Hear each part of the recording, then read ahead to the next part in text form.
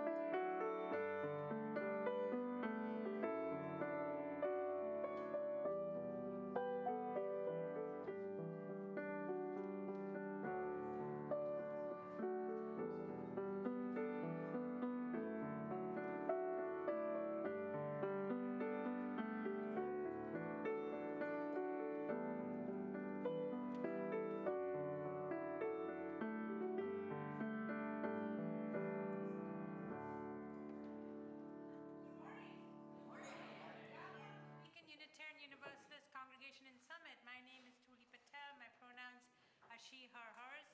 And today for visual cues, I'm wearing a red block printed kurti and I have on glasses this morning. We gather as a liberal religious community with love at the center, working towards justice, equity, transformation, pluralism, interdependence, and generosity. I always want to use gratitude for generosity, but then I kind of think the two are interwoven together, are they not? Yes? Yes. If you're joining us online, a warm welcome to you all, and please won't you introduce yourselves in the chat so that we can get to know you a little bit better. This morning we acknowledge that we gather in worship on the ancestral lands of the Lenape, and we affirm the continued community of the Ramapo Lansi Lenape, and we also affirm their right to live in peace and safety and practice sacred ritual. We are deepening our relationship with the leaders of the Ramapo Lansi Mansi Lenape through shared practices, through shared ritual, and also through financial commitments to the Sweetwater Cultural Center. And if you'd like to know more and get more involved, please let Reverend Robin or myself know and we'll get you connected. Today is a special day. We are affirming women. Yay! Yes, and you're going to hear lots more about it as the service goes on. For now, I invite you to take a deep breath. Let go of all that it took to get here. You hustled kids out the door. You found parking on Waldron. You did all that. Take a deep breath and settle yourself together for this sacred hour of worship. A warm welcome to you all. Oh, I forgot. One more piece. We have to read our covenant. So if you would, most of you should have had a handout. We'll read this together in unison. A covenant is a promise. This is a promise that we make to one another.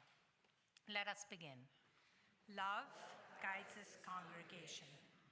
Love calls us daily to acts of liberation grounded in anti-racism.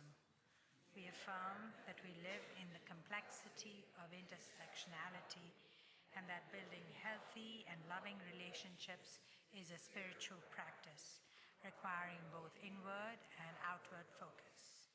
Thus, we covenant to listen deeply, speak compassionately, express gratitude, and embrace our unique diversity.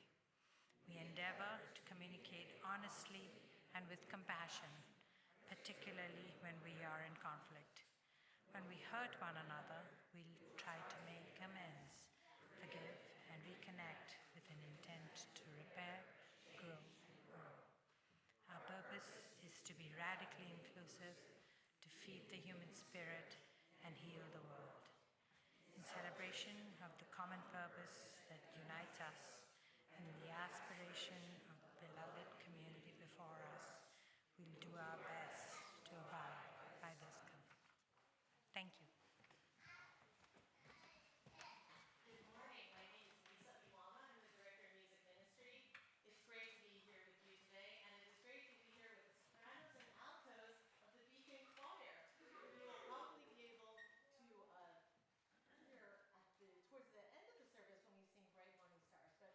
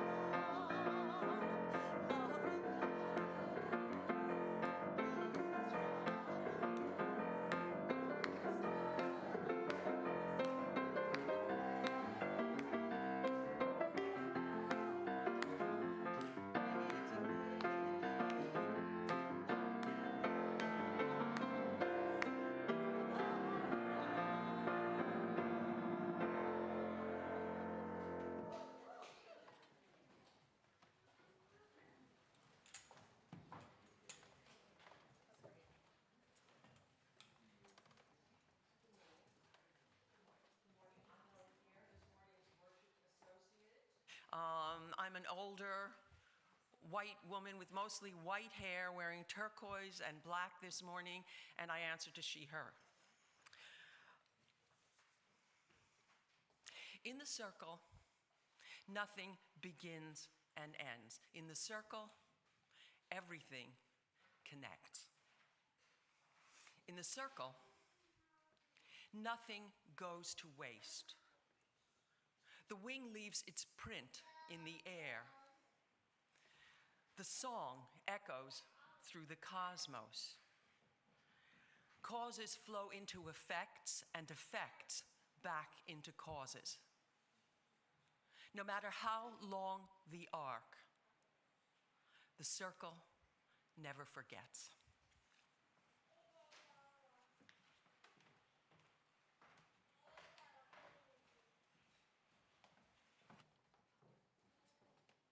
Good morning, beloved.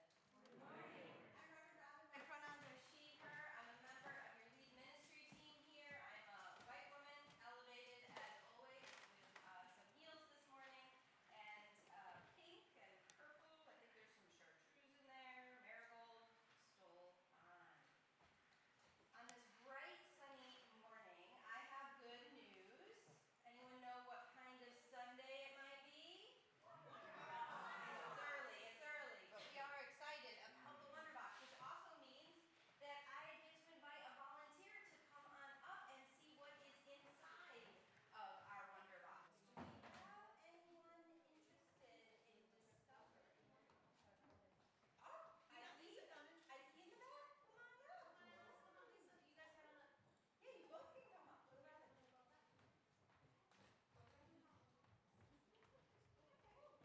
All the way up the stairs today, so a little bit of a climb. So before we open, I'm just going to ask you to see. Your name is Lisa. What's your name? Alice. Thank you so much. Alice, would you like me to give you a little bit of a lift as Lisa opens the box? Would that be okay? Do I have permission? Yeah, just use your legs. Okay. Here we go. All right, Lisa, what do we got in there? You ready to open? Can't really see. Here, I'll help. You want to take that one? And hold it up so everyone can see? Oh, anyone out there tell me what that says? Stop. Well, what about this one? Can you Here, hold that Alice. one, Alice? Oh, well, it's a little. Okay. Here we go. What do we think that says? Do not enter. Oh, we didn't like that one. That's good. And what's this? For Valentine's? It could be. This is a heart. You want to hold on to the heart? Can you hold? I gave Nana a Valentine. You gave Nana a Valentine's? Oh, glad. I bet Nana really liked it. And Lisa, what else do you got? What's that? What does that look like to you? It looks like a tea to me. It looks like a shape to you? Yeah, it looks like a baby tea. It looks like a baby tea? Mm-hmm. It does kind of look like a baby tea. That's a good description. I wonder why we have all of these interesting shapes and signs. Dr. Tully, do you think you might be able to tell us why? So I'm going to tell you a little bit more, and thank you, Alice, and thank you, Lisa. You can go back to your seats. Thank you, Reverend Robin.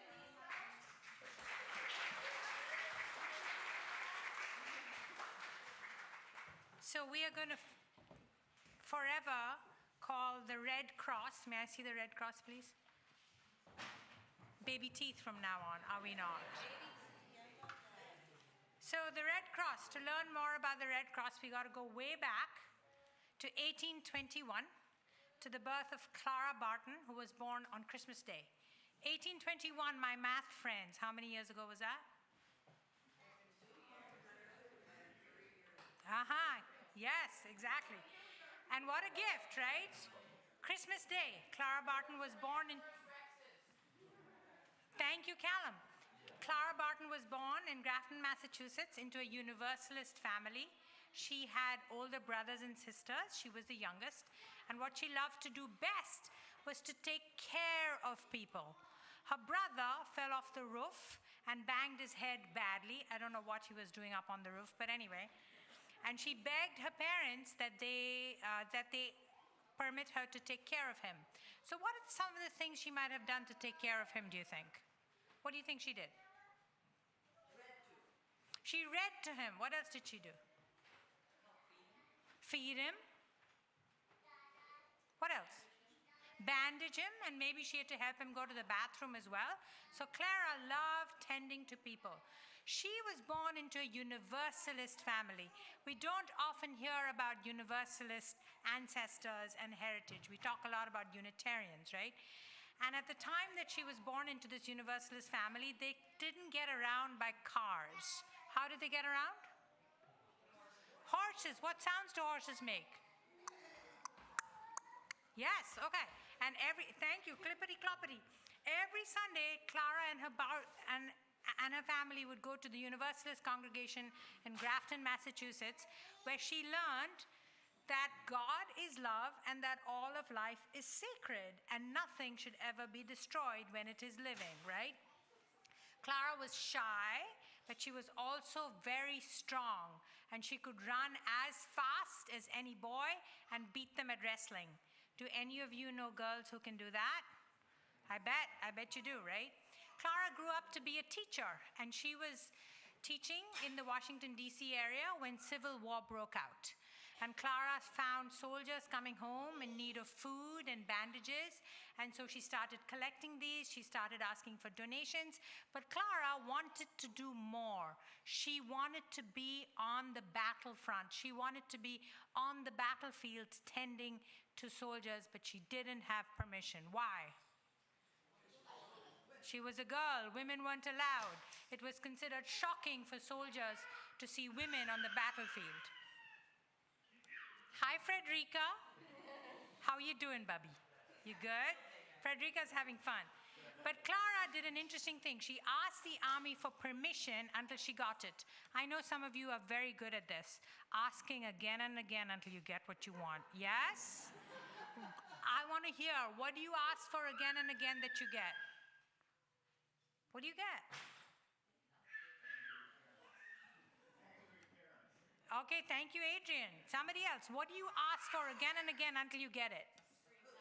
Screen time. Yes. Allison, you're not asking for screen time, are you? You are being asked repeatedly until you cave. So Clara used the same technique, right? She kept asking for it again and again until the army relented, and she drove down in a buggy to the Virginia area. Horse sounds again. Let me hear the horse sounds. Nay.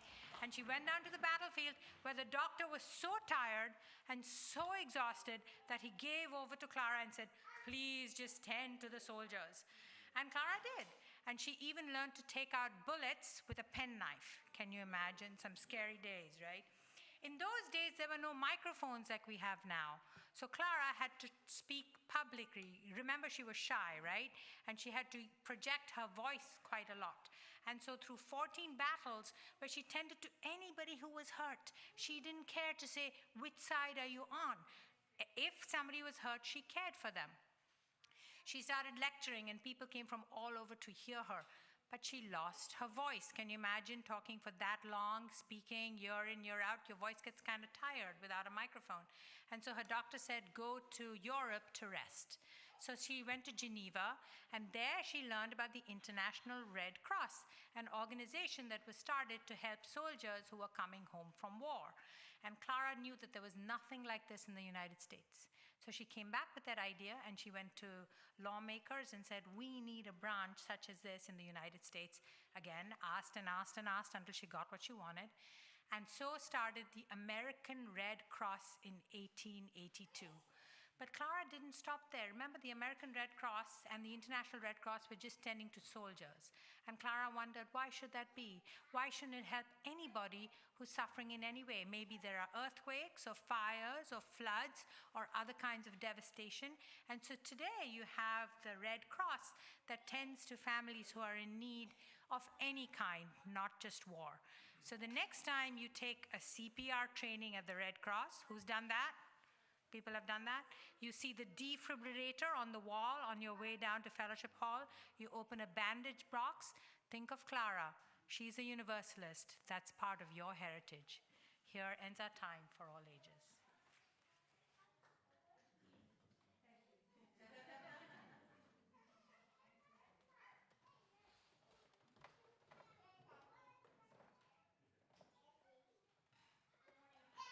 My name is Allison Murphy. My pronouns are she, her. I am a white woman with dark hair, wearing dark clothes, and a red scarf, which means that I'm one of the chaplains here at Beacon.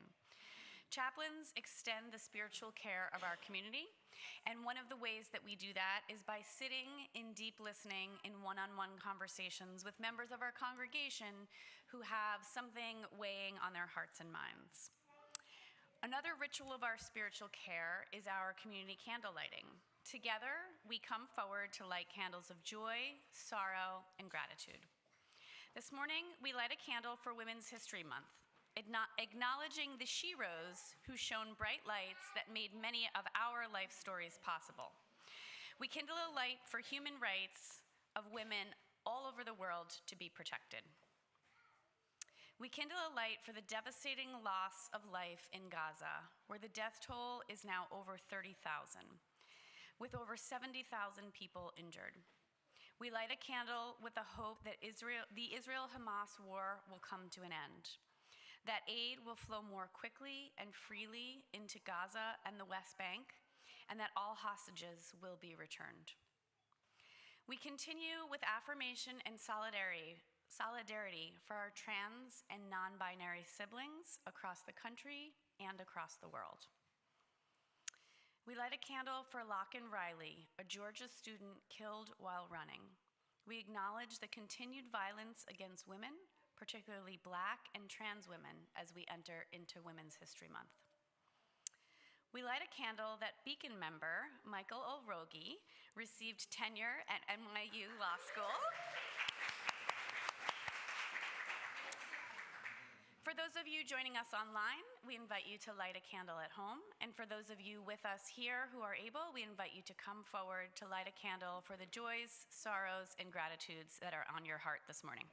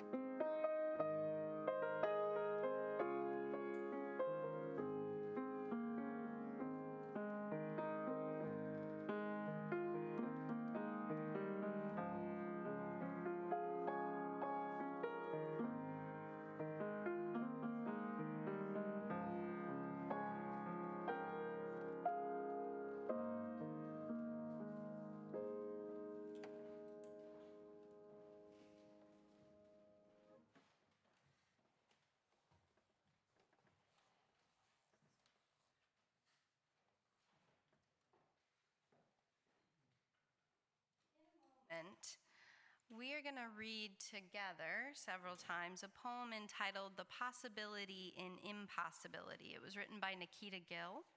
We're going to share a process known as Lectio Divina, which is a monastic practice dating back to the 6th century.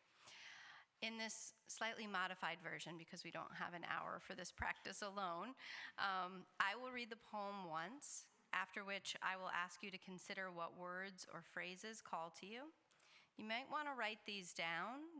Your phone is fine, or if you want to write on the insert you were given, or perhaps just hold that phrase or word in your mind. If you're online, you could drop it down into the chat. Then Helen will read the poem again, and we will ask you to consider how you feel. Then, one final reading by Helen with a final question. What is the invitation that this poem offers you today? The possibility in impossibility. Yesterday, you spoke to me about impossibilities and how certain relationships, lives, and moments were not destined to be.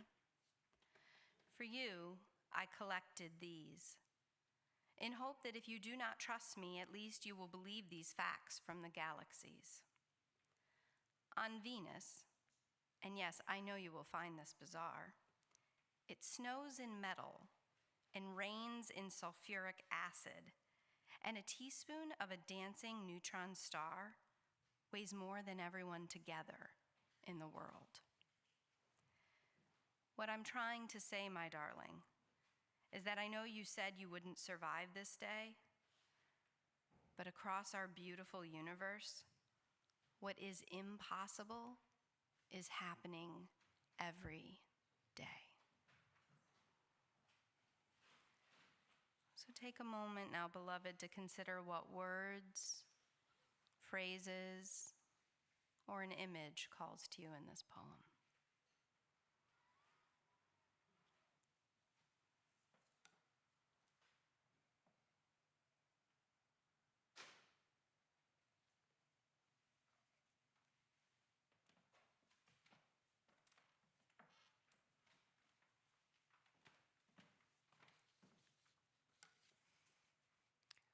Yesterday, you spoke to me about impossibilities and how certain relationships, lives, and moments were not destined to be. For you, I collect these in hope that if you do not trust me, at least you will believe these facts from the galaxies. On Venus, and yes, I know you will find this bizarre, it snows in metal and rains in sulfuric acid.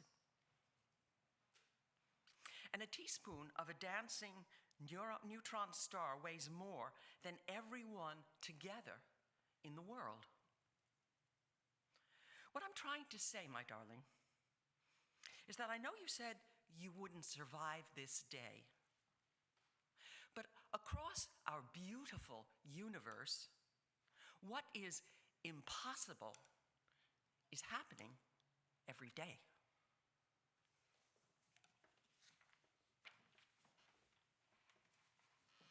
Take a breath with me. Deep breath in and out.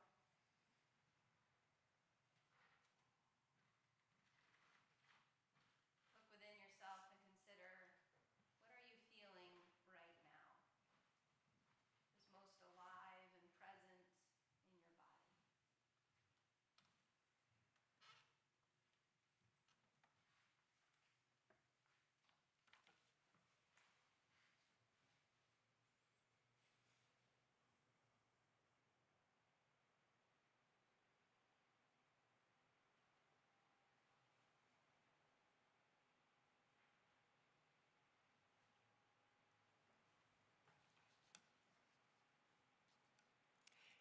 Yesterday, you spoke to me about impossibilities and how certain relationships, lives, and moments were not destined to be.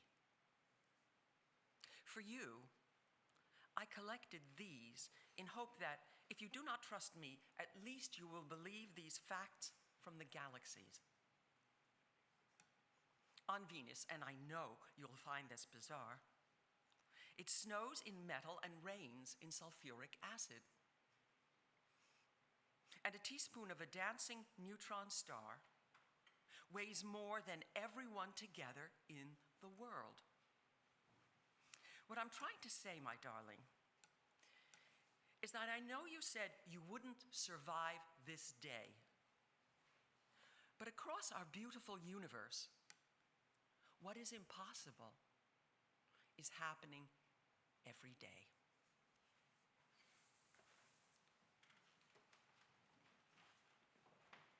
And let's take a moment to breathe into the invitation, the instruction, the call in this text today.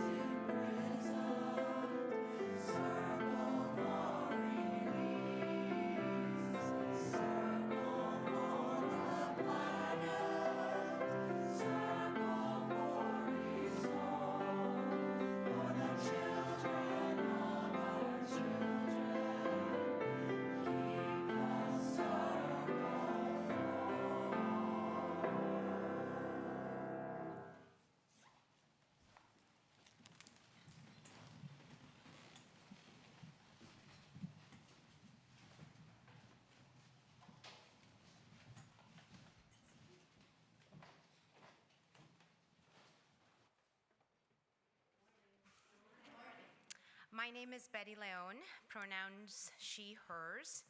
I am a Latina woman in her late 40s with shoulder-length brown hair that I have in a high ponytail today and wearing a camo sweater, dark green and gray.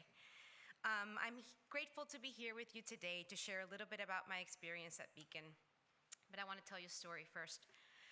I arrived at Miami International Airport in 1988 as a shy child of 12, feeling sad to have left good friends behind and nervous about a new life in a new country. My father, who'd come ahead to figure out living arrangements, greeted me at the airport with a giant teddy bear, which I hugged to my chest and which I still have to this day. It was a comfort in the chaos. As a young immigrant in this country, I was often asked why I had an accent, where I was from, and what had brought me here. These questions were not meant to be offensive and generally stemmed from friendly banter or a genuine curiosity about my background. But the fact is, they served to make me feel different when all I wanted was to be the same. Eventually describing myself as a hyphen American meant I was never quite one thing or the other. Not feeling uniquely American to some, yet too gringa for others. Even within my family, I didn't always fit in. In a family of mathematicians, accountants, and bankers, my interests in writing, acting, and dance seemed misplaced. After college, I moved to New York City, where for the first time, I felt a sense of belonging. I will always be grateful to the city that embraced me, celebrated differences, exposed me to the arts, and allowed me to feel, finally, like I belonged. But after moving to the New Jersey suburbs, I felt lost once again. Where were my people? Who even were my people? The pandemic only exacerbated this feeling, prompting a desperate search for something that felt meaningful, a place to land, where I could feed my spirit and my mind, and where my family could feel at home. A friend suggested I explore Beacon. I started attending services online in 2020 and was happy to join in person once those resumed. From our reverend's powerful words, to religious education, to our beloved coffee hour, we've each found something special at Beacon. My father passed away in January of last year, and the support I received here touched me deeply. Beacon was and continues to be, much like the teddy bear Dad gave me, a comfort in the chaos.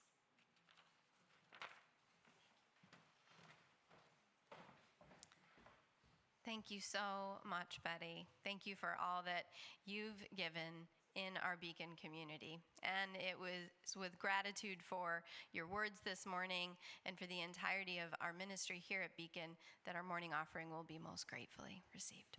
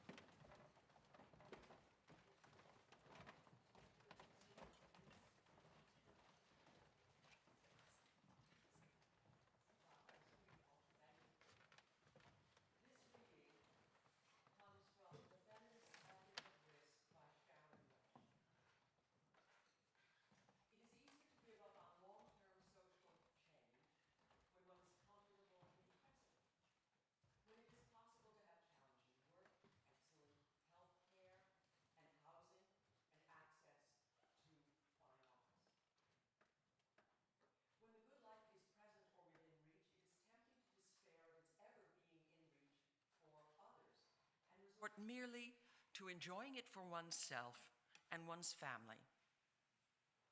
The ethic of risk is characterized by three elements, each of which is essential to maintain resistance in the face of overwhelming odds. A redefinition of responsible action, grounding in community, and strategic risk-taking.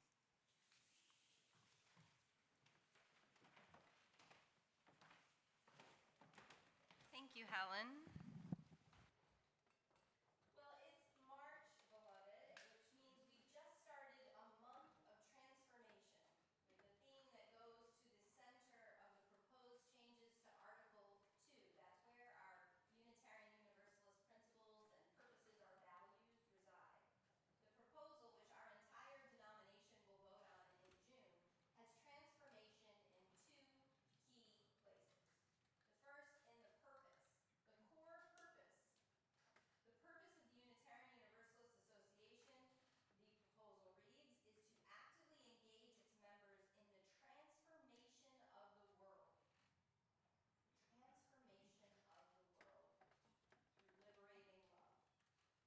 And it appears for a second time in the Values and Covenant. Transformation. We adapt to the changing world. We covenant to collectively transform and grow spiritually and ethically. Openness to change is fundamental to our Unitarian and Universalist heritages. Never complete and never perfect. Now, I like to think of myself as someone who is hopeful, who tries to stay open to change. But transformation of the world? The world. And beloved, even if you aren't glued to the news, you are still undoubtedly aware of the wars that are happening across our world, including the devastation of life in Gaza. You certainly are aware of the daily interpersonal violence in our country, of rising poverty, and the climate crisis, let alone the global rise of fascism, as Pablo preached on last week. And so it would be a little bit of a reach, I think, to say that it feels we are living in transformative times, when the transformation of the world is within belief, let alone reach. In fact, if I'm honest, when I got the packets, which are lovingly and beautifully created for our small group ministry by Sarah and Marianne, when I got them for this month and I saw transformation, I thought, could we just maybe improvement? Maybe micro change. Survival, could be positive. But this is Women's History Month, darn it. And our theme is transformation, darn it. And our faith is about transforming the world, darn it. So let's do this.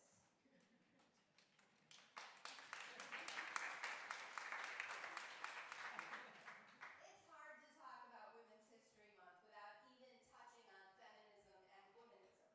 And as you might imagine, in my household, feminism is a lively and ongoing topic. We even discuss the waves of feminism. My mic is not on? No, my mic's not on. Oh, the folks in the room saying my mic is on. No, I don't think it's on the stream. It's on in here. It's not on. Oh, it's on in here, but not in the stream. Uh-oh. Well, can we raise the stream volume, maybe? Mic number 6. Well, Does that mean I have to start over? Oh dear. It's going to be a long catch up. All right, I'm going to put mic number 1 on as well, and I'm going to stay stationed at the pulpit. How about that? Just use 6. It was on. It's on? 6 is on now. Okay, great. All right, so once again, let's do this, darn it. So feminism, we even talk about the different waves of feminism in my household. The first wave focused on opportunities for women and particularly the right to vote. That's right, suffrage. Second wave that largely dates to the 60s and 70s, seeking to end discrimination and create Equal rights, equality, exactly. And the third wave in the 90s that embraced more diversity, the rise of womanism and the truth-telling of Black women, as well as gender identity diversity, and the concept of intersectionality, which is in our own covenant and was created by Kimberly Crenshaw. Now, some say that a fourth wave of feminism emerged somewhere around 2010, 2012, noting the fight against body shaming and rape culture, which is a term that I hate like white supremacy culture, because it doesn't feel like culture, does it?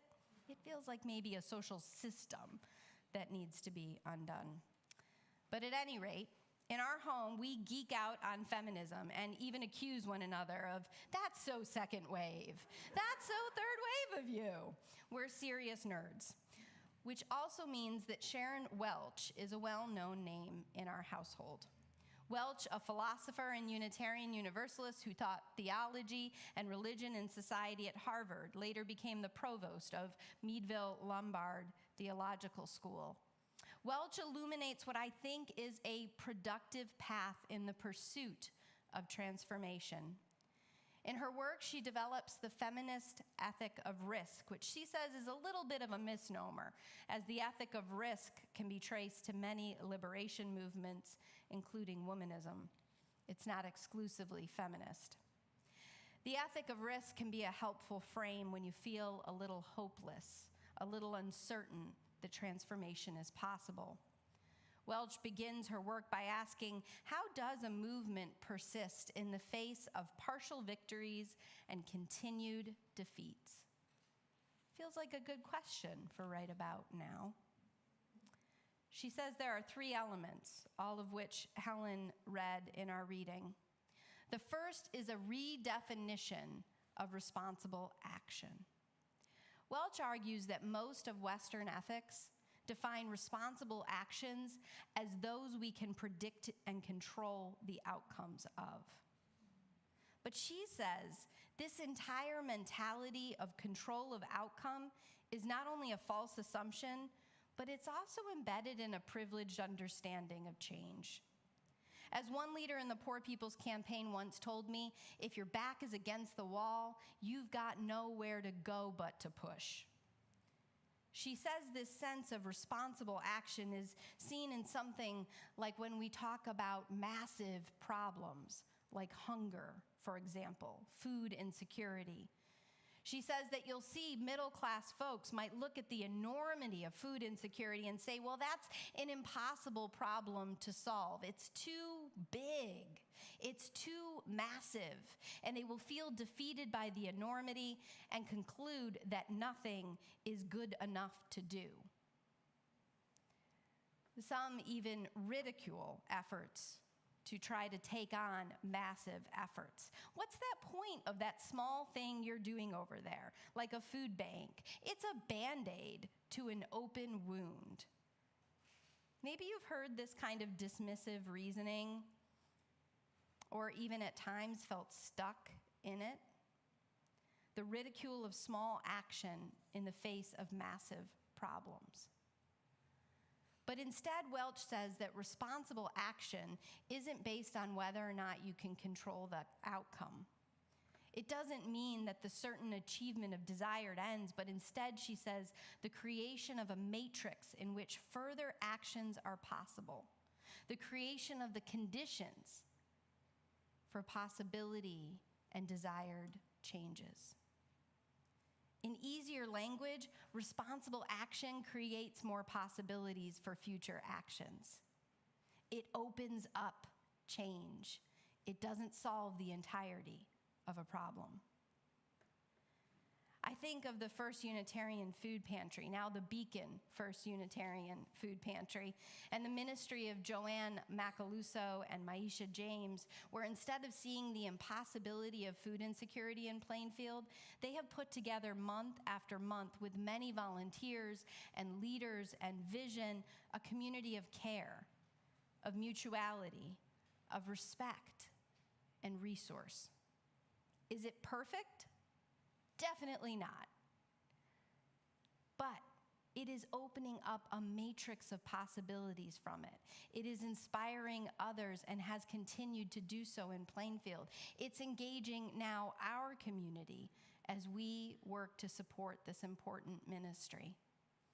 And all kinds of resourcing and sharing and community are being created, even in the face of those who say, this isn't enough, it needs to be open every day. You need to go and double your efforts that you are doing. Maisha and Joanne have been wise and said, we will still do what we can, even if it is not perfect.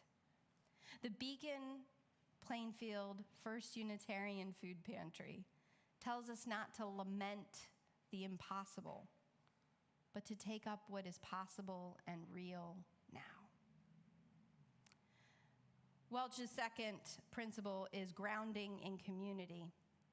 Now, she says that there have to be tangible exchanges in community of ideas and resources, and that this is the kind of place that movements survive and thrive from. We only have to think about the story of, oh, there she is, she's behind me, Clara Barton, of people who transform the world and how they don't do it alone. On every battlefield, on every operating table, in international court, and before audiences of thousands, despite her terror of speaking in front of crowds, Clara Barton did not go alone. Her Universalist community came with her. Individually, as Reverend Dr. Rebecca Parker teaches, we cannot defeat the world's massive, great evils. But together, that, she says, is another possibility waiting. Clara Barton collected donations that made her work possible within her community. Instead of scarcity, she came at every challenge with the abundant possibility drawn from community. Welch's third and final quality is strategic risk. Now, it's connected to the first two. It takes the qualities of both. Welch says we don't risk just for the sake of ego or wins, but yes, out of the foundation of community and with the awareness that we risk things that we cannot control the outcome of. In 2017, I found myself in Washington, D.C. in July, not the most pleasant time to be in our nation's capital. I was there battling a very important issue to me, access to health care. You may recall what was happening in that time. It was the summer when the Senate under Senator Mitch McConnell kept trying to defeat the Affordable Care Act, which to date has saved thousands of lives by preventing premature death. And every attempt was made to take it down. It just kept coming back. I would go back and forth to DC. I would think that we had defeated it, and I would no more than step off that train or get out of my car in New Jersey, and I would get the call that they had amended the bill and a new version was coming up, and I had to go back to DC. It was one of those turn and burn trips, as I call them. When I had gotten off the train, I was so exhausted. I'd been up for 48 straight hours. And I got the call that not only had they amended the bill, but they thought they had the votes. And Senator John McCain, who you may recall was being treated for cancer at the time in the early stages of that treatment, was coming back from being in treatment to DC to vote. And they believed they had his vote in favor of that bill. So I turned around and I gathered the core organizers that night in DC we had been working together with. We needed something different, we knew, than the marches around the Capitol or the prayer vigils outside of the rotunda. We needed something different to get the country's attention. Already, the ADAPT activists, the disability activists, were engaging in civil disobedience in the halls of Congress. You may recall watching them being dragged from their wheelchairs into jail. I spoke to a trans woman that night in a wheelchair, and I explained an idea I had, but it was risky. We could get passes, I said, to the Senate gallery. We could be there when they were about to vote. And those most impacted by this could be heard on the C-SPAN cameras. Those with pre-existing conditions that with the defeat of the Affordable Care Act almost overnight would not have health care. Those who had lost loved ones from premature deaths before the Affordable Care Act existed. We could all be gathered in that Senate gallery, and I knew that it would take them almost a minute to get the C-SPAN cameras off. So we had a minute of televised airtime where they would not be able to stop us. But I said, it's an incredible risk. I don't know how long you'll go to jail. I don't know how serious the charges will be. And I don't know what this means for you because you live in public housing and you could lose that housing. She listened very intently to every word that I said. And it was very quiet. And then I said, if you don't want to do it, I understand. Please, I am not pressuring you.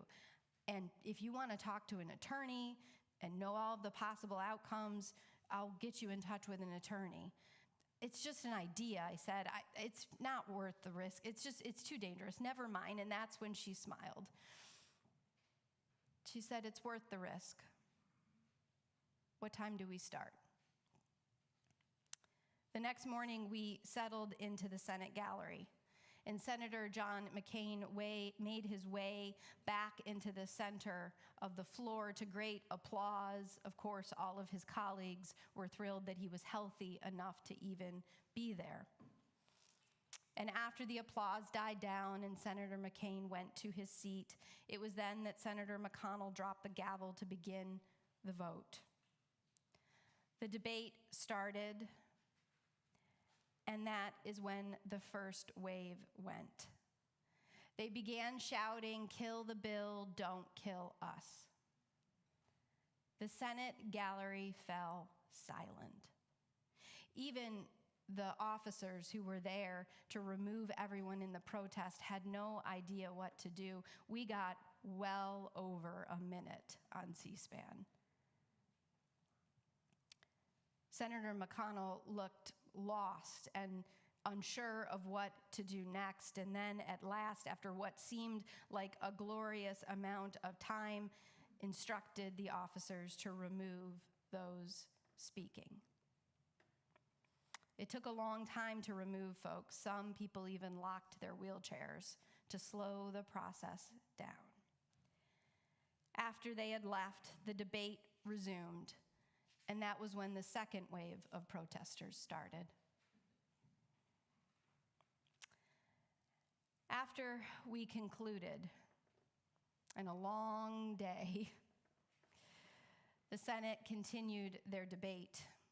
We began working getting people out of jail, and it wasn't until about 2 o'clock in the morning that everyone was out or we knew where they were and when their arraignments were the next day. I was back in a hotel room trying to get to sleep, but you can imagine the energy of that. And the debate was still going, and they started to call for the vote. And they went through the roll call, and perhaps you have seen this footage. They got through the votes, and they came to Senator McCain. He came to the center of the floor again, and looking at the votes that had already been cast, I thought, that's it, we're done. This bill is gonna pass. And that was when Senator McCain simply put his thumb down, and the bill was dead. Senator McCain's vote meant more than just killing that bill. It stopped the wave of that summer's attack on the Affordable Care Act because of the seniority of Senator McCain and the prestige and respect that he garnered in that gallery. I kept remembering that young woman's words to me, "It's worth the risk." How do you know that? How do you know it's worth the risk, I thought. And then I realized that the risk itself wasn't about the outcome. It wasn't about one senator's vote, as good as that felt.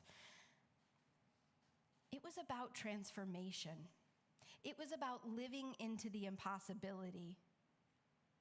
Everything said that that woman should have been terrified into silence. She should never have entered the Senate gallery and spoken as clearly as she did for her own rights. Everything said we should have accepted defeat, that this wasn't worth the risk. The years of going back and forth to court that followed, the community service, the agreements to keep public housing, all of the lawyers, everything said that we should have gone quietly into that night, and instead she shouted her truth in the balcony of the U.S. Senate gallery, and everyone stopped to listen.